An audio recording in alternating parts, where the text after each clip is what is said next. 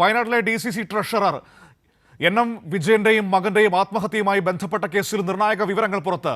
മരിച്ച എൻ.എം. വിജയൻ KPCC നേതൃത്വത്തിന് നൽകിയ പരാതിയുടെ പകർപ്പ് കൈരളി ന്യൂസിന് ലഭിച്ചിരിക്കുകയാണ്. കോൺഗ്രസ് നേതാക്കൾ വാങ്ങിയ പണം തിരികെ നൽകിയില്ല എന്ന കത്തിൽ പരാതി. 2021 കെ സുധാകരൻ അയച്ച കത്ത് കൈരളി ന്യൂസ് പുറത്തുവിടുന്നു. വിവരങ്ങളുമായി അനൂപ് ചേരുകയാണ് വയനാട്ടിൽ നിന്ന്. അനൂപ്, ഈ ബത്തേരി അർബൻ സഹകരണ ബാങ്കിലെ നിയമന അഴിമതിയുമായി ബന്ധപ്പെട്ട വിഷയത്തിലാണ് വിജയന്റെ ആത്മഹത്യ എന്ന വിവാദം.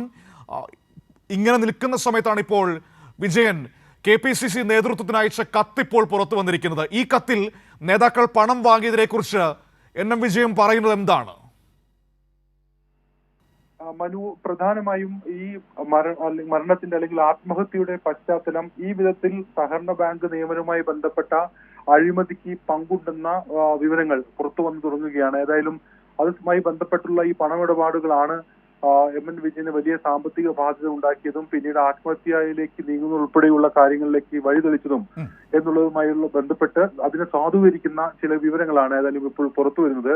2021 ഈ ജില്ലാ നേതൃത്വത്തിലെ ചിലർക്ക് വേണ്ടി ഇത്തരത്തിൽ നിയമനം നടത്തുന്നതിന് പണം ഇടനിലക്കാരനായി എം.എൻ. വിജയൻ മറ്റ് ഉദ്യോഗാർത്ഥികളോട് പണം വാങ്ങി. അതായത് ഇയാളെ ഇടനിലക്കാരനാക്കി കോൺഗ്രസ് നേതാക്കൾ പണം വാങ്ങുകയായിരുന്നോ? അതെ, അതായത് ഈ എം.എൻ. വിജയൻ, ജില്ലാ ട്രഷററായിട്ടുള്ള എം.എൻ. വിജയൻ മുഖേന ഉദ്യോഗാർത്ഥികളിൽ നിന്ന് പണം വാങ്ങി ജോലി വാഗ്ദാനം ചെയ്തു. ഈ പണം ജില്ലാ നേതാക്കൾക്ക് അദ്ദേഹം കൈമാറി. എന്നാൽ സഹകരണ വകുപ്പ് ഈ സംഭവങ്ങൾ കണ്ടെത്തുകയും ഇതുമായി ബന്ധപ്പെട്ട് ഈ ക്രമക്കേട് നടക്കുന്നു എന്നുള്ള വിവരത്തിന്റെ അടിസ്ഥാനത്തിൽ ആ നിയമനങ്ങൾ സംബന്ധിച്ച് നിയമനങ്ങൾ തടഞ്ഞു. അതേ തുടർന്ന് ഈ പണം ജില്ലാ നേതാക്കളുടെ കയ്യിലായി. എന്നാൽ ജോലി നൽകാൻ പറ്റാത്ത സാഹചര്യമുണ്ടായി. അത് സഹകരണ വകുപ്പിന്റെ ശക്തമായ ഇടപെടൽ മൂലമായിരുന്നു ആ ഘട്ടത്തിൽ അത് നടന്നത്. ഇതോടുകൂടി ഈ പണം ഉദ്യോഗാർത്ഥികൾ തിരികെ ആവശ്യപ്പെട്ടു. എന്നാൽ ഈ പണമൊന്നും ഇവർ തിരികെ നൽകാൻ കൂട്ടാക്കിയില്ലെന്ന് മാത്രമല്ല, പണം വാങ്ങിയെന്ന് ഈ കത്തിൽ പറയുന്ന നേതാക്കൾ ആരൊക്കെയാണ്? ഏത് കോൺഗ്രസ് നേതാക്കളൊക്കെ പണം വാങ്ങിയെന്നാണ് ഈ കത്തിൽ എൻ.എം. വിജയൻ പറയുന്നത്?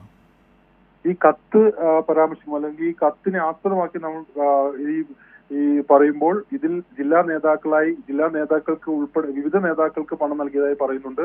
പേര് പരാമർശിക്കുന്നത് IC ബാലകൃഷ്ണൻ MLA പേരാണ് ഈ കത്തിൽ പരാമർശിക്കുന്നത്. ഈ കത്ത് നേരത്തെ സംസ്ഥാന നേതൃത്വത്തിന് എം.എൻ. വിജയൻ നൽകിയ പരാതിയാണ്. അതോടൊപ്പം ഇതുമായി ബന്ധപ്പെട്ട് മറ്റു ചില രേഖകൾ കൂടി പുറത്തു വരുന്നുണ്ട്. അത് ഈ പണമിടപാട് സംബന്ധിച്ച് ജോലി കിട്ടിയില്ലെങ്കിൽ പണം തിരികെ നൽകണം എന്ന് ഉറപ്പു നൽകുന്ന ചില ധാരണാപത്രങ്ങളാണ്, ഉടമ്പടി രേഖകളാണ്. ആ ഉടമ്പടി കരാർ രേഖകൾ കൂടി ഇപ്പോൾ പുറത്തു വരുന്നുണ്ട്. അതെല്ലാം സൂചിപ്പിക്കുന്നത് ഈ എം.എൻ. വിജയൻ ഇത്തരം പണമിടപാടുകൾക്ക് ഇടനിലക്കാരനായി നിന്ന് ജില്ലാ നേതാക്കൾക്ക് പണം വാങ്ങി നൽകിയെന്നും എന്നാൽ ജോലി ലഭിക്കാത്തതിനെ തുടർന്ന് അതിന്റെ സാമ്പത്തിക ബാധ്യത എം.എൻ. വിജയന്മേൽ വന്നു. ഇത് ഉദ്യോഗാർത്ഥികൾ നിരന്തരമായി പണം ആവശ്യപ്പെട്ടു. എം.എൻ. വിജയന്റെ വീട്ടിൽ എത്തുകയും വിവിധ രീതിയിലുള്ള തർക്കങ്ങളും ഭീഷണികളും ഉണ്ടാവുകയും ഒക്കെ ചെയ്തു. ആ ഘട്ടത്തിലെല്ലാം ഈ ജില്ലാ നേതാക്കളോടും അതോടൊപ്പം സംസ്ഥാന കമ്മിറ്റിക്കും KPCC നേതൃത്വത്തിനുമെല്ലാം ഈ വിഷയം ഇതിൽ വ്യക്തമായി പറയുന്നുണ്ടോ? IC ബാലകൃഷ്ണൻ MLA 10 ലക്ഷം രൂപ വാങ്ങി എന്ന് പറയുന്നുണ്ടോ ഈ കത്തിൽ? IC ബാലകൃഷ്ണന്റെ പേര് പരാമർശിക്കുന്ന രണ്ട് രേഖകളാണ് ഏതായാലും ഇപ്പോൾ നമുക്ക് മുന്നിലുള്ളത്. അതിലൊന്ന് നേരത്തെ നൽകിയ പരാതിയാണ്. നേരത്തെ 2021 ഈ കത്ത് പുറത്തായതാണ്. ആ സമയത്ത് നമ്മൾ ഇത് സംബന്ധിച്ച് വാർത്തകൾ നൽകുകയും ബത്തേരി സഹകരണ ബാങ്ക് അഴിമതി നിയമനവുമായി ബന്ധപ്പെട്ട് വലിയ അഴിമതി നടന്നിട്ടുണ്ട് എന്നുള്ള വാർത്തകൾ നമ്മൾ ആ ഘട്ടത്തിൽ തന്നെ പുറത്തുവിടുകയും ചെയ്തതാണ്.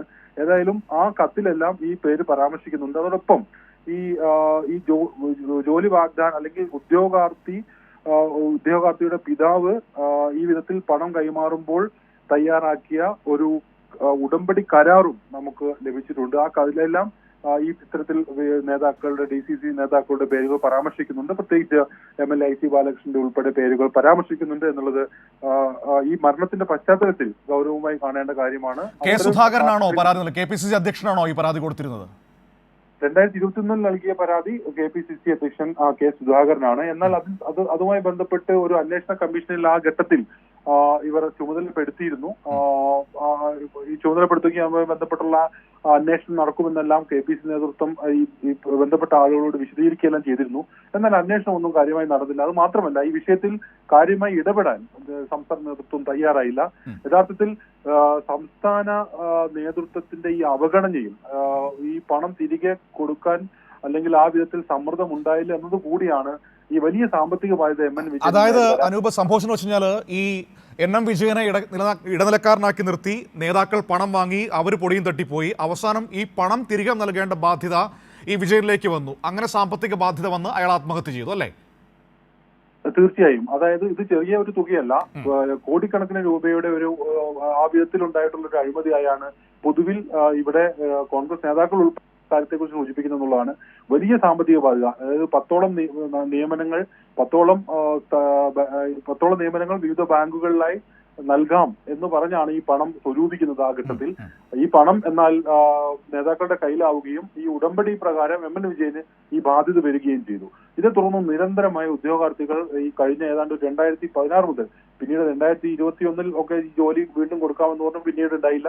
പിന്നീട് 2023 മുതൽ ഈ സമ്മർദ്ദം വളരെ ശക്തിയായിരുന്നു. ഉദ്യോഗാർത്ഥികൾ ഈ പണം തങ്ങൾക്ക് എത്രയും പെട്ടെന്ന് തിരികെ നൽകാമെന്ന് ആവശ്യപ്പെട്ട് എം എൻ വിജയനുമായി നിരന്തര സമ്മർദ്ദം ചെലുത്തി.